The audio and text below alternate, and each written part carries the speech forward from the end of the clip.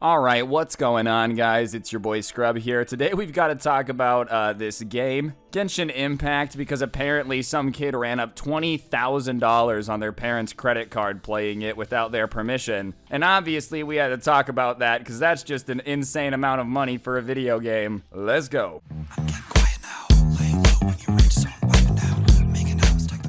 Alright, so I've never played Genshin Impact. I know it's a very, very popular game. I know there's a lot of memes about it. I also know that they get a lot of scrutiny because, like, their microtransaction system has been compared to gambling. I don't know enough to comment on it, but I will say it's probably not a good case that a kid spent 20 grand without their parents' permission on loot boxes. Dad gets money back after daughter spends $20,000 on Genshin Impact microtransactions. I'm glad the company gave it back, dude. You know, could you imagine, like, the reaction that you would have to give the company if they were like, oh, your kid spent $20,000 without your permission? That sucks. Anyways, good luck. We're gonna be charging 30% interest per month it's late. Like, I feel like the company obviously did the right thing by forgiving it here. But I also feel like if you're the game company, you've got to start putting something in effect to prevent people from running up $20,000 in charges before verifying that they have the card. Like, I feel like certain websites, you know, it's like once a month you gotta like reconfirm that you have to log in, you know, you have to reconfirm your card number, something. I feel like it should also be in effect. Like, if somebody just spends 20 grand on a video game out of nowhere, you probably should mark that as suspicious and double check it's not a kid running up mom's credit card. Imagine spending $20,000 on a video game and then your parents' credit card bill comes and they're like, what is this?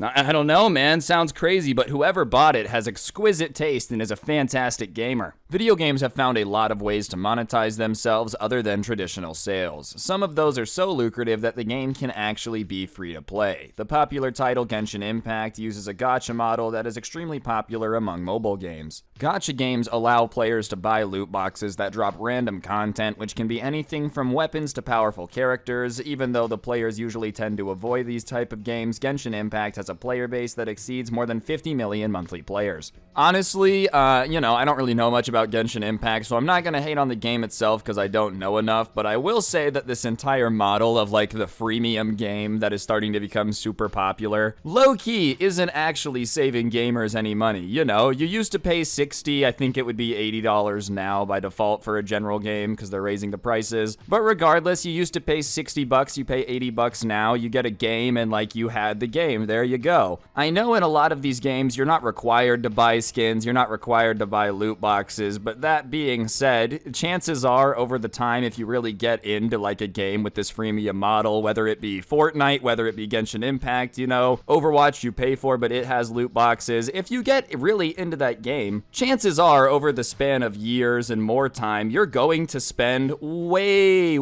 more in like microtransactions than you ever would have if you just bought the game and got the skins, you know? Back in the day of like Call of Duty Modern Warfare 2, you could get all the skins in the game for every weapon by just using them. Like, literally getting a certain amount of headshots with each weapon unlocked all the camos. And that's awesome, because I paid 60 bucks for the game, I can get all the skins. But like now, in order to get all the skins in Call of Duty, you basically have to sell a kidney. And I know this isn't about Call of Duty, but it's just wild that there's even a possibility to spend $20,000 on microtransactions in any game. I just don't know enough about Genshin Impact to talk about it specifically. I will also say, you know, if your parents are anti-video game and don't like how much time you're spending on it, one way to make sure that they really hate video games is to steal $20,000 from them and charge their credit card. Because, like, sure, while the company did do the right thing and cancel the charges, you still ran up $20,000 in credit card debt for your parents that they had to rely on the kindness of a company to not take. Back at the end of 2021, a product manager named Ling Chang Mong found himself with $20,000 in overdue credit card debt linked to almost 100 unknown transactions. Apparently, his daughter had spent all this money buying Genshin Impact pulls over a 6-week period. At first, Mr. Lim managed to get a refund for half the money, but since then, the bank has reimbursed the whole amount. Alright, so once again, I'm not a Genshin Impact expert, but I do know that when it comes to mobile games, like a majority of the money that mobile games make come from whales, you know? And I feel like somebody spending $20,000 on a mobile game over 6 weeks is the definition of a whale. Obviously, it wasn't on purpose. I'm glad the bank has reinvested the money, dude, but Genshin Impact was probably checking their books like, yo, somebody spent 20 grand over the last 6 weeks. They're up spending 7,000%.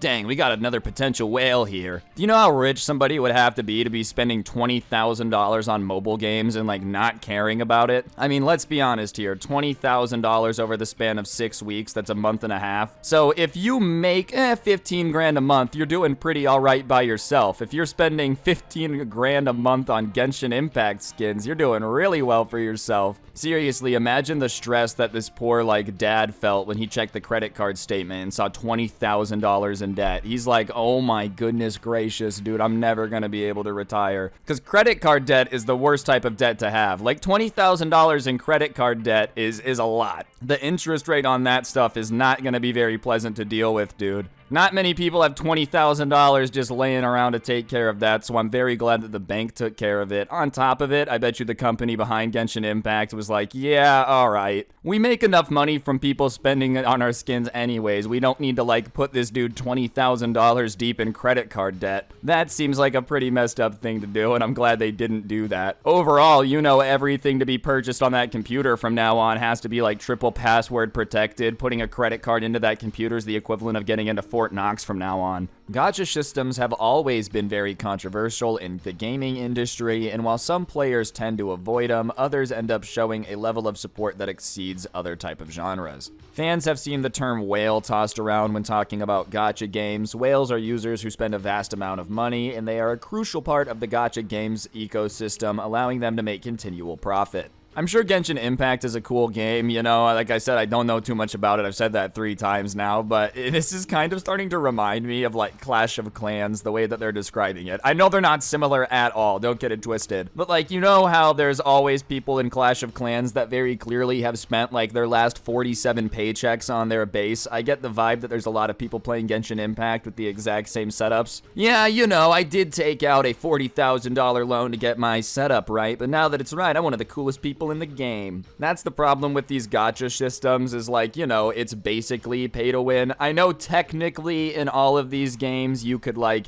work really hard and grind and get everything. But let's be honest, if somebody can just come in and buy what you just spent 90 hours getting, it's at least a little bit of an aspect of pay to win, you know? Not completely. I don't think that there's many games out there where you can just, like, pay to press the win button. But at the same time, like, as the way Genshin Impact was described, if you can open way more powerful weapons by just spending more money, theoretically, people who spend more money, like, would be better at the game at the exact same skill level because they'd have better weapons. Unless I'm misunderstanding, which is possible. You know, I'm gonna assume it's the same as most other gacha games, dude. In Clash of Clans, if you've spent 2 grand on the game, you should kick my butt. If you don't, then you suck. Like, imagine spending $20,000 on Genshin Impact microtransactions and, like, still not being able to be good at the game, you know? At that point, I feel like you've just got to give up gaming as a whole. If you manage to spend, like, multiple months of salary on microtransactions and still not be goated, then gaming's not for you. Luckily, even though Genshin Impact is considered to be a multiplayer game, the focus for the majority of the community lies in the solo journey. That means that spending big does not give an unfair advantage over other players because players are not going head-to-head competing with each other. However, there are certain traps that can force players to pull for characters in order to maximize their potential by acquiring much-needed constellations. For example, Xiao is a decent damage dealer with no constellations, but at C6 he ascends to a new level and becomes one of the strongest DPS in the game.